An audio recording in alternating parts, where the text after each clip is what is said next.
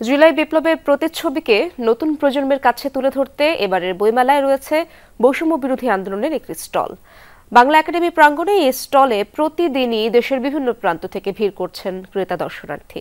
জুলাই বিপ্লবের চেতনা প্রজন্ম থেকে প্রজন্মে ছড়িয়ে দিতে একাট্টা আয়োজক অংশগ্রহণকারীরা। তারা জানান, আন্দোলনের মর্ম যেন বেহাত না হয়, সেজন্যই এই উদ্যোগ। আহমেদ রেজা জানাচ্ছেন বিস্তারিত।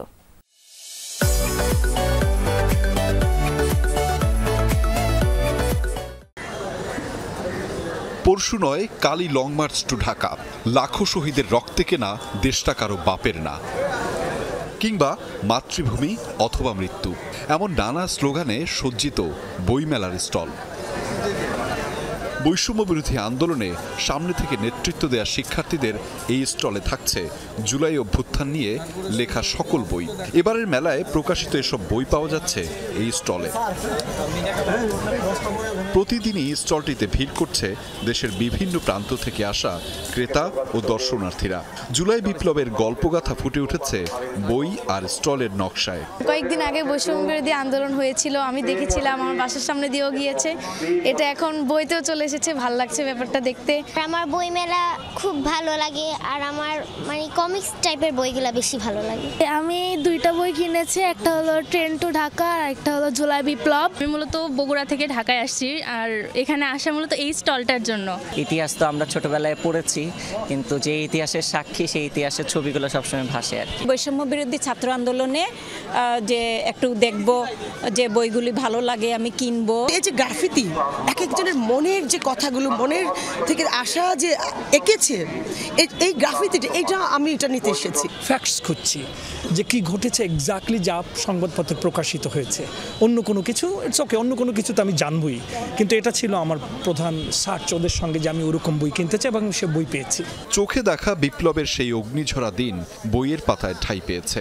এর মাধ্যমে সবাই জানতে পারবে স্বৈরাচারীর পতনের গল্প, যা অন্যরকম ভালো লাগার অনুভূতি লেখকের কাছে।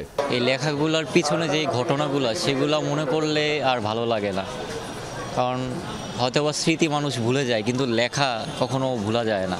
আমার অনুভূতি, এই জন্য আমি লিখলাম আমার দেখা স্বাধীনতা 24-এর গণ অভ্যুত্থান বইটি। আমি যা কিছু দেখেছি আমি তাই এই বইয়ে ফুটিয়ে তুলেছি। এখানে যমুনা টিভির কথাও বলা আছে। তারা যা স্বপ্ন দেখে দেয়ালে এঁকে দিয়েছে, এখন প্রত্যেকটা দেয়াল হচ্ছে যে আমাদের বাংলাদেশের আপনি সংবিধান মনে করতে পারেন। জুলাই অভ্যুত্থানের পরেও চ্যালেঞ্জ রয়ে গেছে। চ্যালেঞ্জটা হলো শিক্ষা প্রতিষ্ঠানকে সন্ত্রাস মুক্ত করতে হবে। জুলাই আন্দোলনের ইতিহাস প্রজন্মের পর প্রজন্মে ছড়িয়ে দিতেই এমন আয়োজন বলে জানান বৈষম্য বিরোধী আন্দোলনের অংশগ্রহণকারীরা। জুলাই গণ অভ্যুত্থানের বই আমরা সব বিভিন্ন প্রকাশনা থেকে এক করেছি, এক জায়গায় আনতে পেরেছি। অনেক বই আছে, জুলাই রিলেটেড বই আছে, কবিতা আছে। মানুষজন আসছে, অনেক আগ্রহ নিয়ে বই দেখছে। কার্ড দেখায় পরিচয় দিচ্ছে, দেখো আমি দুইটাই মুক্তিযোদ্ধা, আমি 24 মুক্তিযুদ্ধ করছি, 71 মুক্তিযুদ্ধ করছি। এবং সে এখানে বসে আমার সাথে বসে তার ভিতরের ক্ষোভ থাকলে সেটা আমাদের জানাচ্ছে, তার ভেতরের কোনো পরামর্শ থাকলে সেটা আমাদের জানাচ্ছে। যে শহীদের রক্তে অর্জিত হয়েছে জুলাই বিপ্লবের সাফল্য, সেই শহীদ ও আহতদের ত্যাগের কথা জানান দিতেই সামনের দিনেও বই ও ইতিহাসের মাধ্যমে এমন কার্যক্রম অব্যাহত থাকবে বলে জানান আয়োজকরা। আহমেদ রেজা, যমুনা নিউজ, ঢাকা।